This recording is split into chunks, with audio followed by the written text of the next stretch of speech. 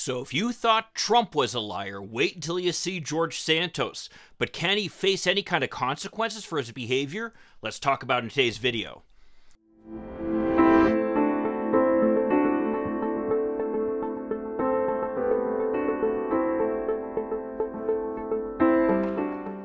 Hi, I'm Mike Greiner. I'm a lifelong Democratic activist who's concerned about the direction our country is taking. I'm also a lawyer and an academic, and I'm here to help you stand up to the BS of the MAGA crowd.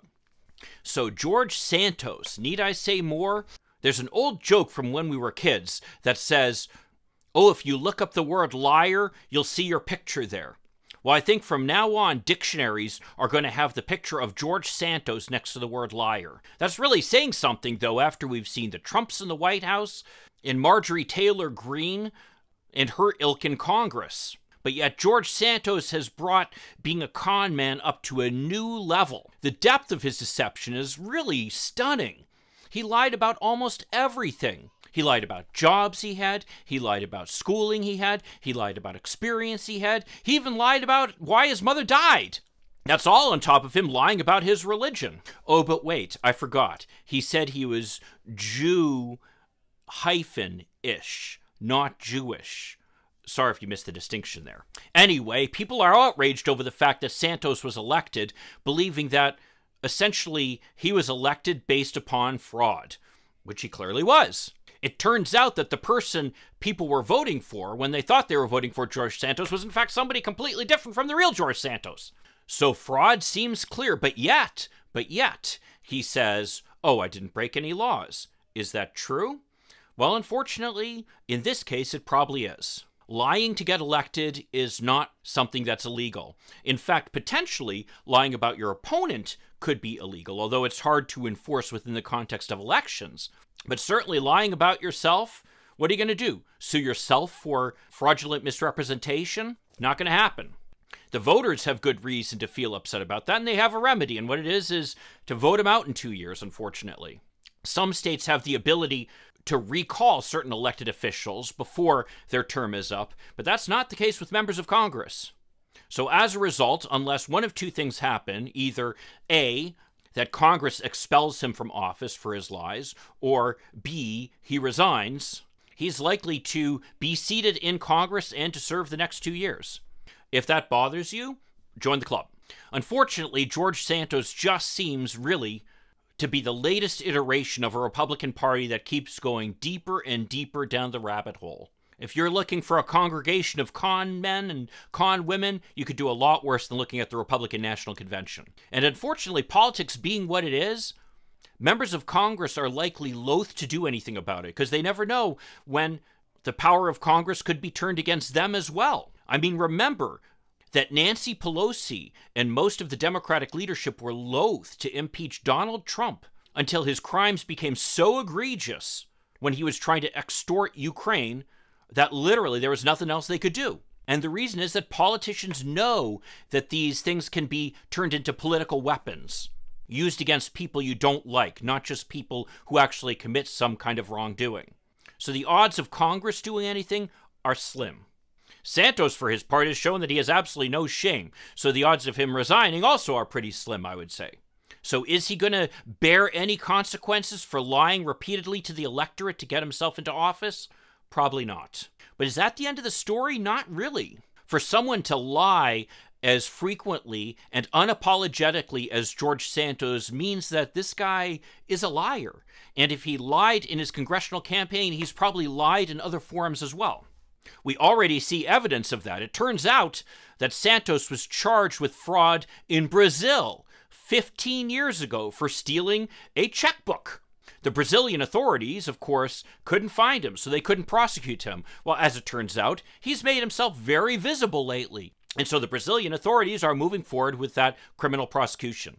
The odds are that's not the only example of a fraud that he's committed throughout his life. Indeed, even though he can't be charged with a crime for the representations he made to the voters, there are certain elements of his campaign that are certainly going to attract the attention of prosecutors. For example, any candidate for Congress must file financial disclosure forms.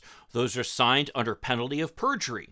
According to Santos's financial disclosures, in 2020, he earned $55,000 and had no assets. In 2022, he reported a salary of $750,000 and an ownership interest in an apartment in Rio de Janeiro worth upwards of $1 million. That's on top of millions more in bank accounts and dividends. Just making you wonder which of the two is true. Is it possible that Santos could have accumulated all that wealth and gotten such a great job within 1 year? Maybe. Is it likely? Probably not. Another kind of form that's filed under penalty of perjury are, of course, the financial reports for the campaign. A few of the eyebrow-raising elements of his campaign finance statements include a $700,000 loan he made to his campaign. From what assets? Makes one wonder. And interestingly enough, there's a requirement that any expenditure over $200 needs to be explicitly itemized, describing what it is and what it's for. Well, isn't it funny that Santos's reports include a whole bunch of expenditures for $199.99? It's amazing that so many of his vendors charged him exactly that amount that would make it that he didn't need to report what the expenditure was for, right? So those are certainly avenues that could be looked at by prosecutors on top of other potential fraud out there. I mean, what did he do for his money? How did he come up with his money that he was able to put into this campaign? But ultimately, and the thing that's really worrying to me, is of course we're dealing with the Republican Party that seems to be almost an arm of Vladimir Putin's espionage service. You listen to Tucker Carlson on Fox News, and he's basically echoing the propaganda that the Russians are spewing regarding Ukraine. Santos, as it turns out, has some potential involvement there. Check out this video here. I've been to Moscow many times during my career.